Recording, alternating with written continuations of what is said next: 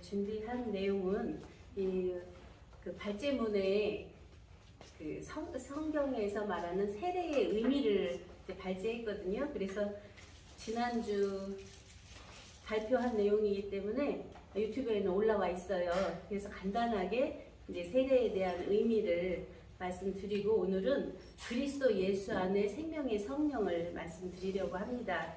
이제 세례는 베드로전서 3장 21절에 보면 물은 예수 그리스도의 부활하심으로 말미암아 이제 너희를 구원하는 표니 곧 세례라. 육체의 더러운 것을 제하여 버림이 아니요 오직 선한 양심이 하나님을 향하여 찾아가는 것이라 해서 나오거든요. 그러면 세례, 그러면 우리가 기본적으로 상식적으로 알 때는 우리 더러운 것을 씻는 거고 맑은 물로 씻어서 우리가 정결케 되는 거다 이렇게 알고 있었는데, 이제 세례의 의미가 더러운 것을 제하여 버림이 아니고 오직 선한 양심이 하나님을 향하여 찾아가는 것 해서 나오죠.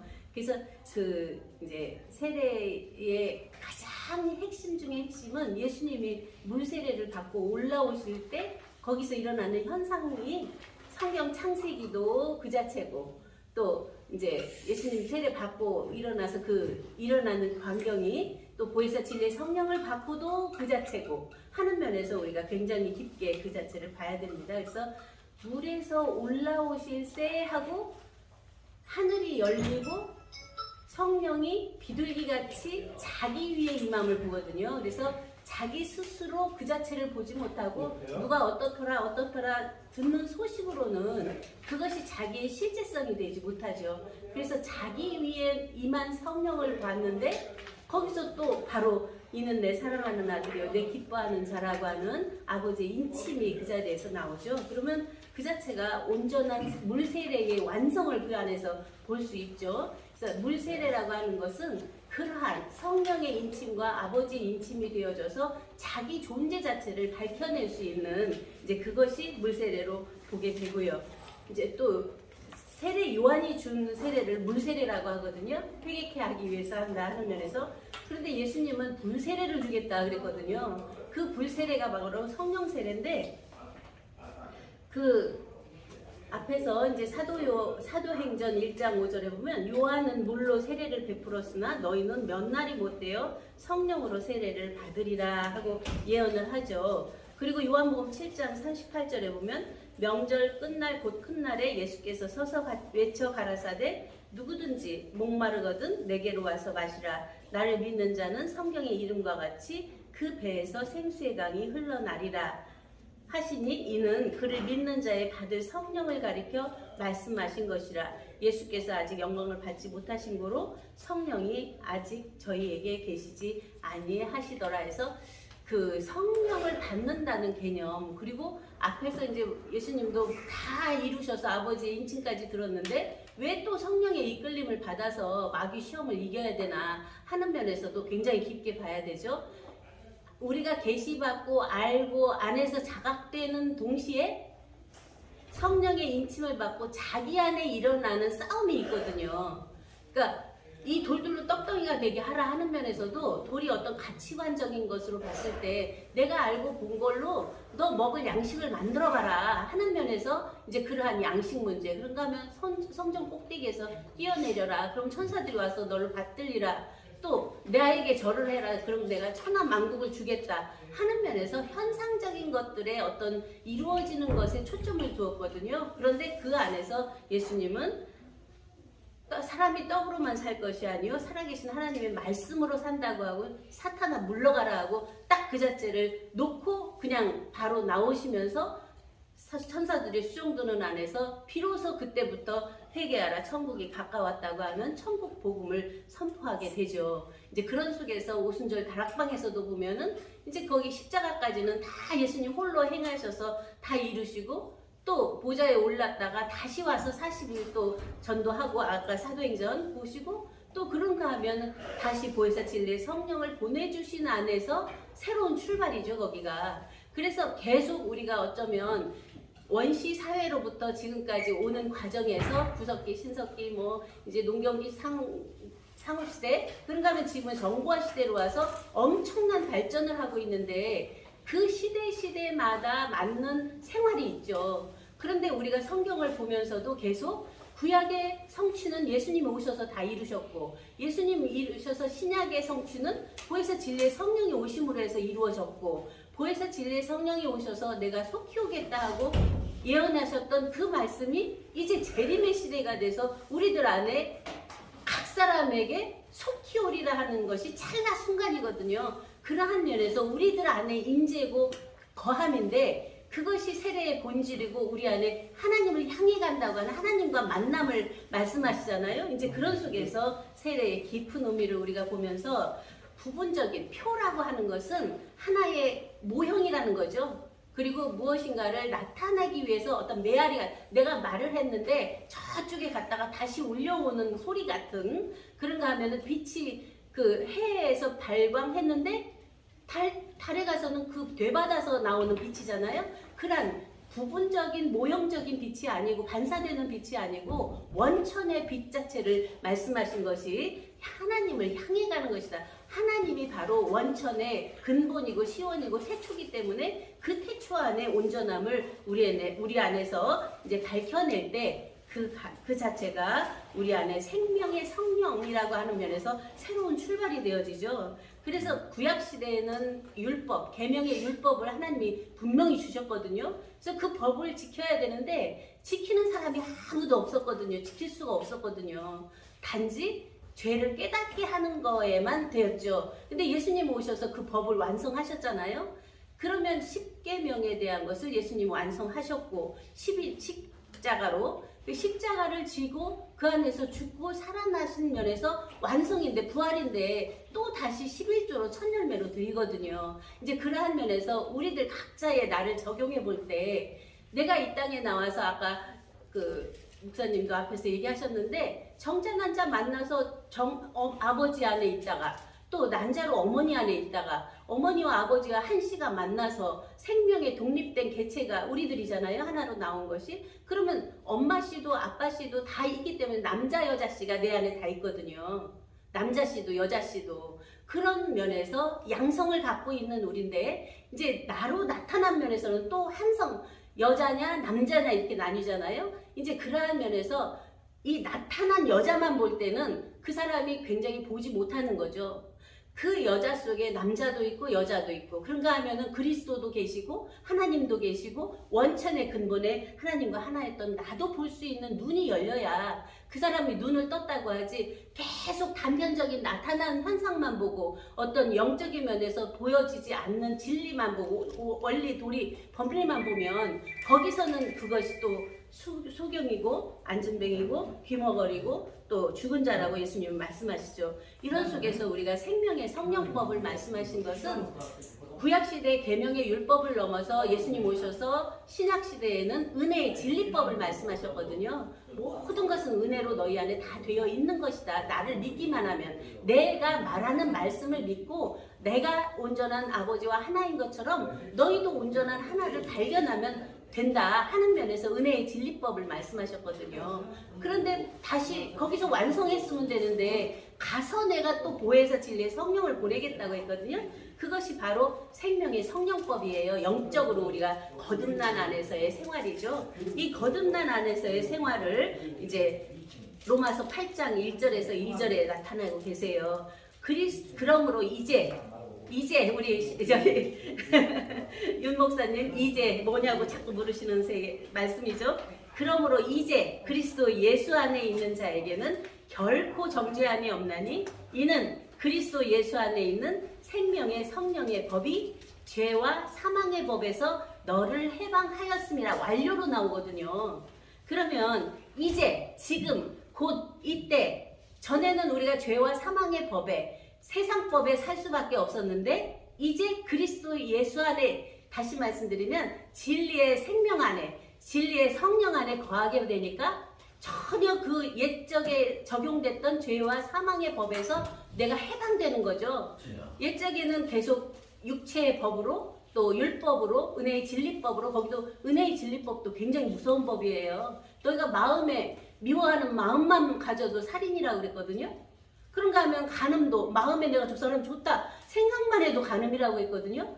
그러한 무서운 법이거든요. 근데 생명의 성령법은 생명 안에서 나와지는 하나님의 뜻이기도 하고 그 자체가 마음이기도 하고 심령이기도 하고 생명 자체이기도 하죠. 이제 이러한 속에서 그 생명의 성령법은 생명으로 낳은 자들에게 적용돼요.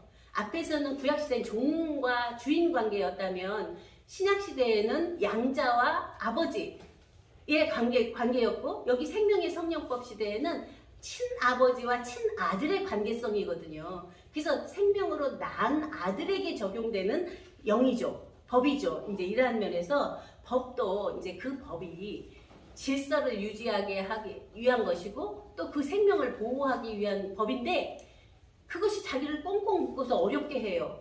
그럼 그 법이 유익한 게 아니잖아요.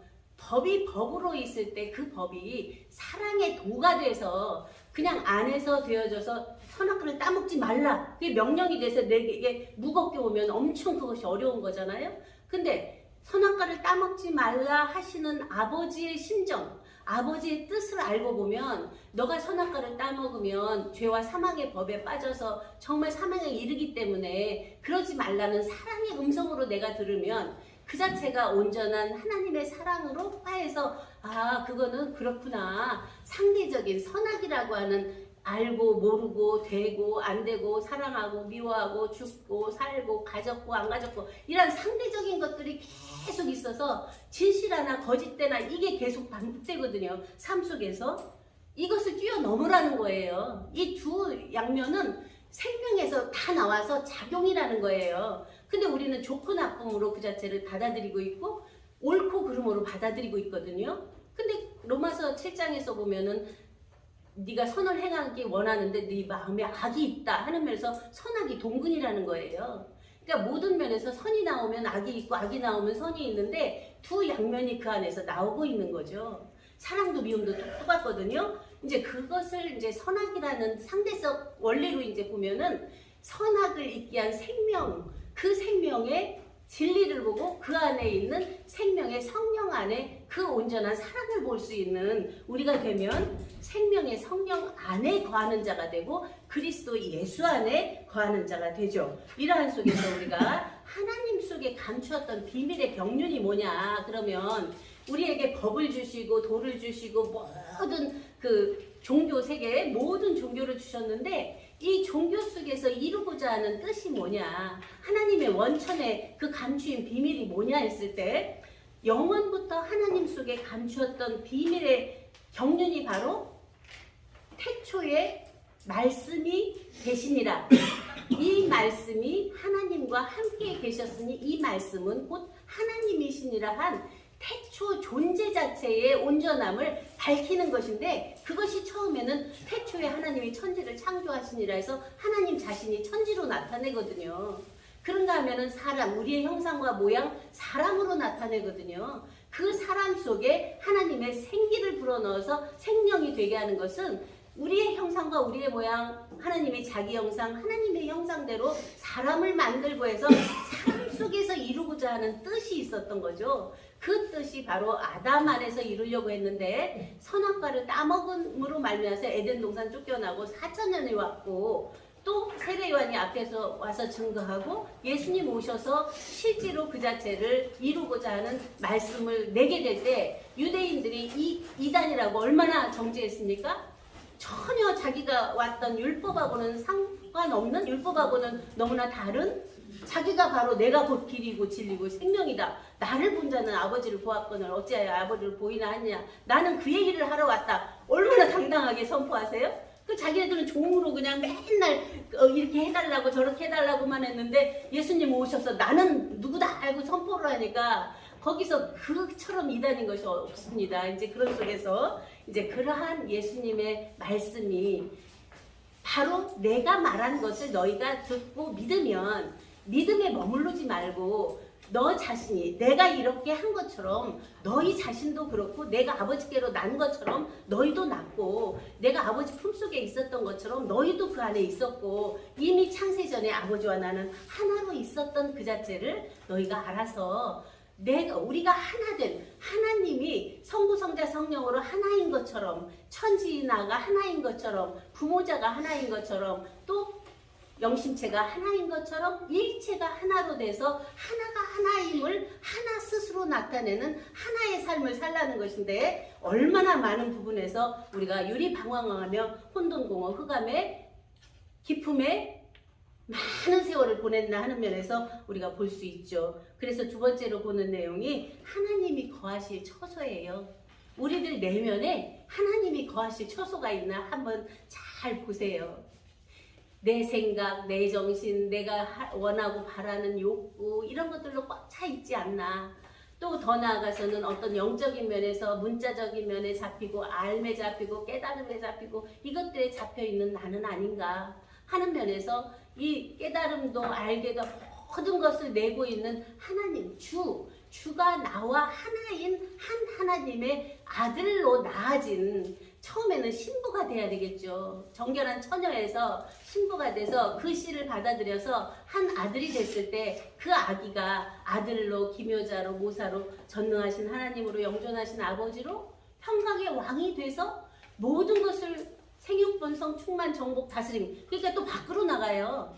밖의 것은 이미 너네들이 육체로 났기 때문에 잡아먹어야 살고 그 자체는 되어있기 때문에 그걸 논하는 게 아니라 너 자신 안에서 생육, 번성, 충만, 정복하라는 건 하나님 자체 생명으로 나서 그 안에서 모든 너에게서 나와지는 모든 욕구라든가 그런 것은 나와지게 되니까 논하지 말고 떠나서 나와 하나 된 생명 안에서 기쁨을 누리자는 말씀이거든요. 이제 그러한 면에서 우리가 새롭게 우리들 각자 자신의 내면을 밝히지 않으면 외향적인 거 아무리 따지고 여기 말하고 저기 말한들 결국은 죽음 앞에서는 아무것도 없거든요.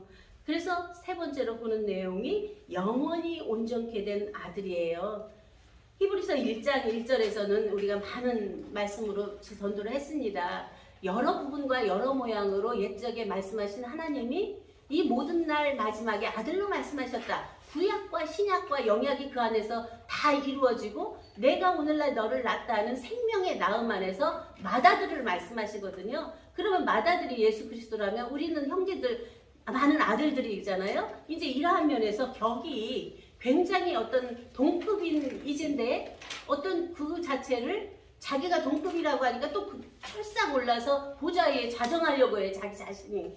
그런데 예수님은 그러지 않았거든요. 맏아들로 되어졌는데 아버지께 다 드려버렸거든요. 나라와 권세와 모든 정사와 모든 것을 자기 자신마저. 그래서 아버지와 본래 하나였던 자체로 하나 된 안에서의 보혜사 진리의 성령을 보내주신 것처럼 우리들도 나의 십자가, 내가 알고 보고 깨달은 모든 것 십자가에 도말하고 그 안에서 아버지가 살리신 영이 있거든요. 그 영 안에 생명이 있거든요. 그 생명마저 아버지께 드려버리면, 창세전 태초로 올려버리면 그 안에서 나오지 않은 것이 없잖아요. 그러면 다 내 것은 다 아버지 것이고 아버지 것은 이제 내 것인 우리가 하나된 안에서 온전한 자체 성취가 돼서 누림이 되는데, 이제 그러한 면을 우리가 이제는 어떤 부분적인 과정적인 것에서 떠나서 메시아가 오신 면에서의 새로운 출발이잖아요. 그리고 각자가 메시아가 돼야 될 거 아니에요.